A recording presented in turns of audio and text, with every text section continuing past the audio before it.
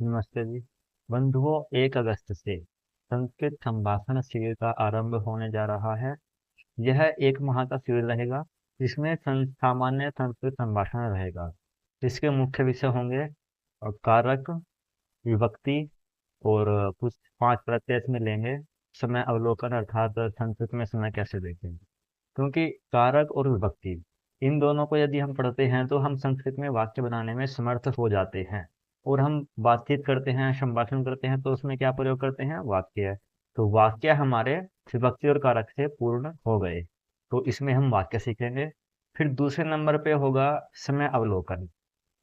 बंधुओं, संस्कृत में समय कैसे देखें?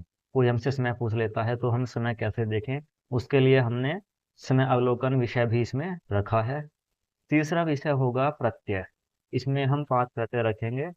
यह बहुत ही छोटा सा पाठ्यक्रम है, परंतु यदि आप इसको ध्यान से पढ़ लेते हैं तो आप सामान्य संस्कृत संभाषण कर सकते हैं। बंधुओं, इस प्रकार के शिविर हमारे यहाँ पर होते रहते हैं। लगभग 2 माह में 1 बार तो करते ही हैं, अर्थात साल में 6 बार करते हैं। तो अन्य कक्षाएं भी चलती रहती हैं, जैसे संधि कक्षा, समास कक्षा, प्रत्यय कक्षा। इस प्रकार से अलग अलग कक्षाएं हमारे यहाँ पे संस्कृत की चलती रहती हैं। विशिष्ट संभाषण अथवा अति विशिष्ट संभाषण इत्यादि सभी कक्षाएं हमारे यहाँ पर चलती रहती हैं। यदि आप किसी भी कक्षा में जुड़ना चाहते हैं तो स्क्रीन पर नंबर दिया गया है, आप इस नंबर पर व्हाट्सएप करके अथवा कॉल करके इन कक्षाओं में जुड़ सकते हैं। बंधुओं, ये सभी कक्षाएं ऑनलाइन माध्यम से होती हैं, अर्थात एक एप्लीकेशन होता है गूगल मीट, तो उसके माध्यम से कक्षाएं होती हैं। आप घर बैठे इन कक्षाओं को पढ़ सकते हैं, अर्थात घर बैठे आप संस्कृत सीख सकते हैं। हमारी एक पुस्तक है संस्कृत प्रभा, आप उस पुस्तक को मंगाकर घर पर बैठे ही संस्कृत पढ़ सकते हैं, सीख सकते हैं। उस पुस्तक के द्वारा आप संस्कृत पढ़ना, लिखना और बोलना सीख सकते हैं। प्रायः कक्षाओं का समय 7 से 8, 8 से 9, 9 से 10, इन 3 घंटों में से कोई एक समय रहता है। अर्थात हमारी जो कक्षाएं होती हैं वो सभी शाम के समय ही होती हैं।